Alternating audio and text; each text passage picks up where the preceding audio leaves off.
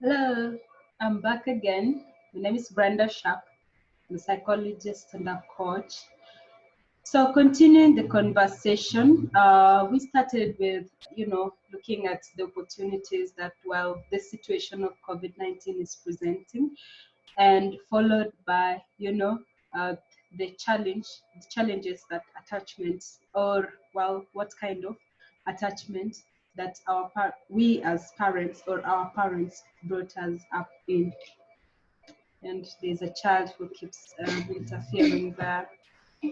Well, maybe right now you already have an idea on what attachment you're brought up in, and maybe you already know, you know, what kind of, attachment you form, whether it's healthy or secure.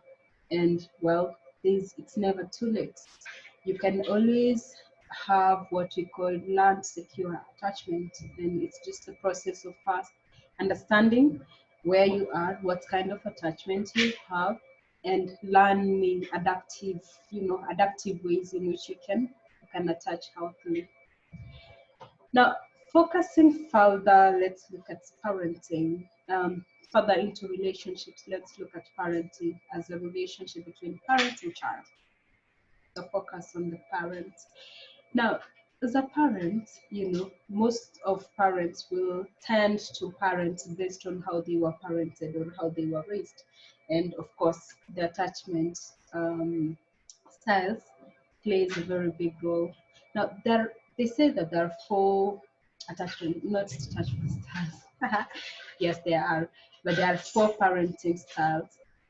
Let me start with the authoritarian. The authoritarian is the headmaster, headmistress. Rules are just there and they're being enforced. Punishment is there when you don't follow the rules. It's either my way or the highway. And children are not involved as much. It's usually just the parent who enforces. It's why should you do this? If the child asks, but why should I do this? Because I said so.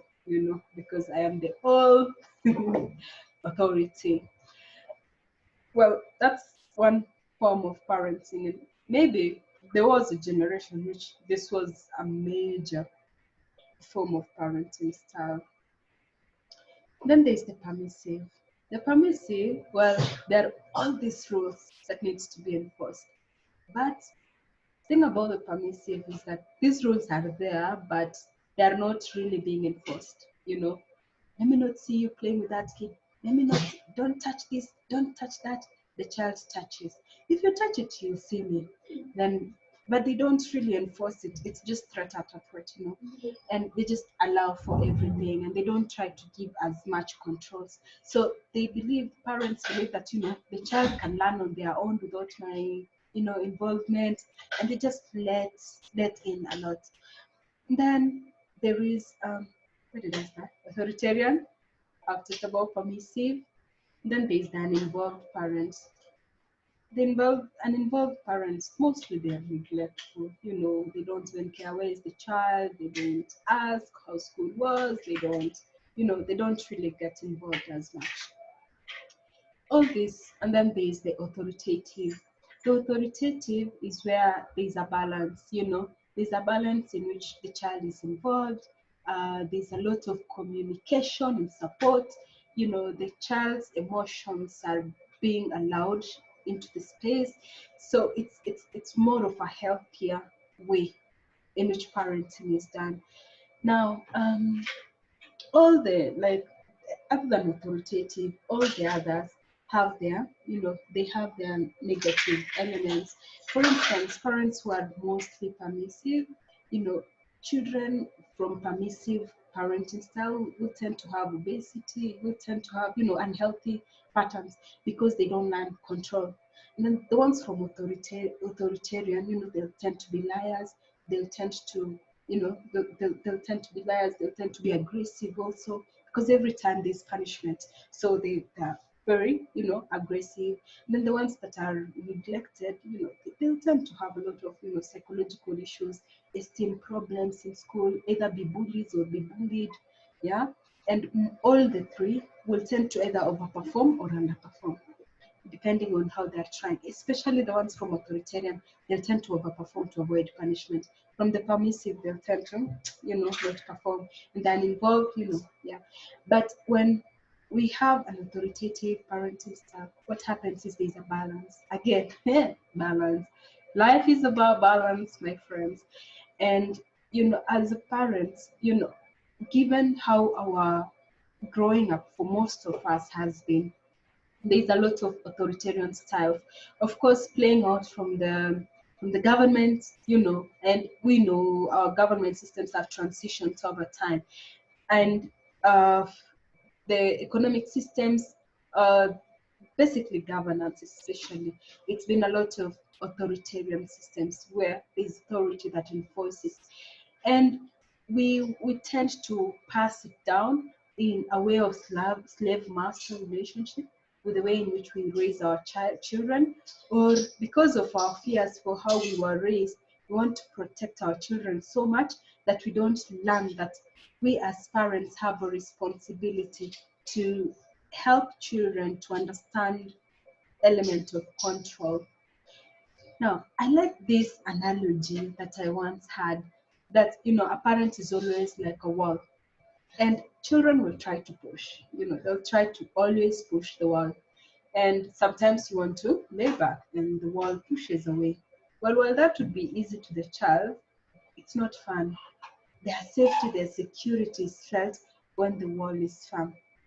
So during this COVID-19, I know we are fighting over remotes, over the TV, over who washes dishes, over the assignments, whether they were done, whether the bed was made, whether the rice or food that was spilled on the floor was cleaned up.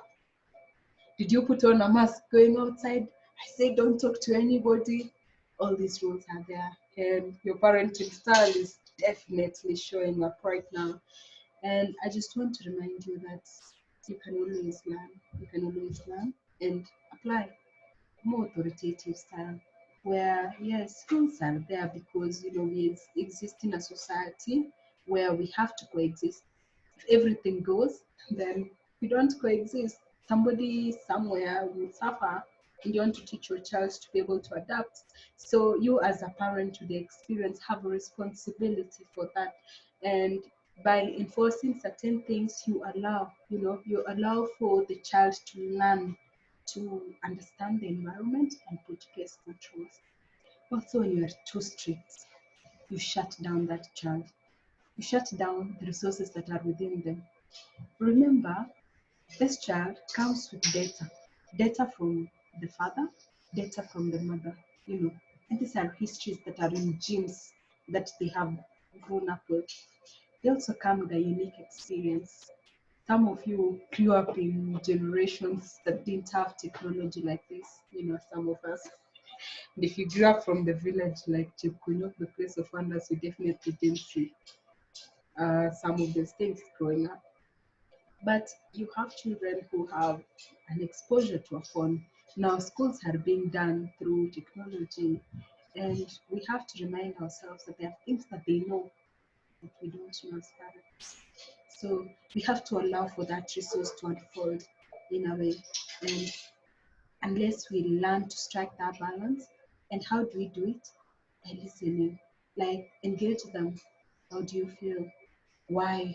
Why do you think? Answer, respond, give your perspectives, so that if they are not agreeing with you, you know why they are not agreeing.